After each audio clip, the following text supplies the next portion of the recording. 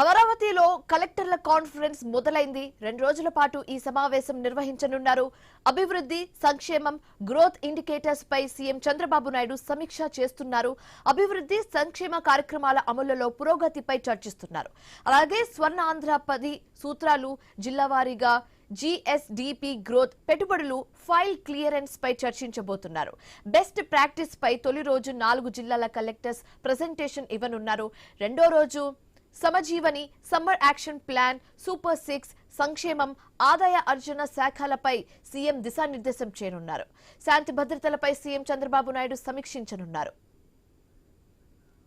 ఇదే అంశానికి సంబంధించి మరింత తాజా సమాచారం మా కరెస్పాండెంట్ కాంతి ఫోన్ ద్వారా అందిస్తారు.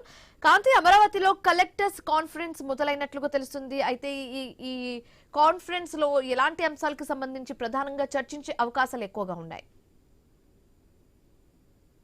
ఒకసారి 2 రోజుల పాటు జరిగేటువంటి కలెక్టర్ల సదస్సు కాసేపటి క్రితమే ప్రారంభమైంది.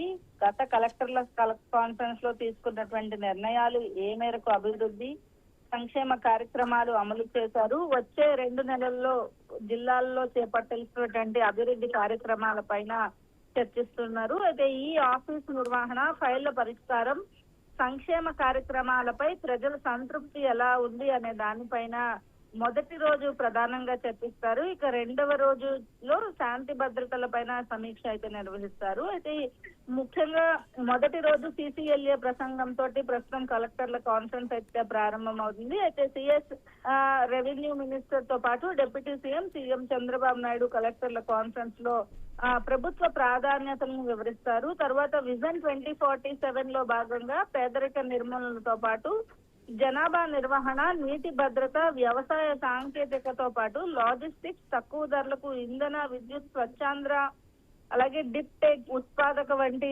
అంశాలపైన చర్చిస్తారు. జిఎస్డిపితో పాటు జిల్లాల వారీగా జరిగిన అభివృద్ధి, పరిపాలన వ్యవహారాల్లో సాధించినటువంటి ప్రగతి అంశాలపైన కూడా కీలకంగా చర్చించనున్నారు.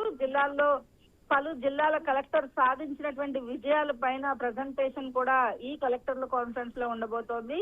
ఈ ఆఫీస్ పనితీరు పైన జిల్లాలకు ర్యాంకులు కూడా ఇవ్వబోతున్నారు. ప్రభుత్వం అందించే సంక్షేమ పథకాల పైన ప్రజల నుంచి వచ్చినటువంటి ఫీడ్బ్యాక్ పైన కూడా చర్చిస్తారు.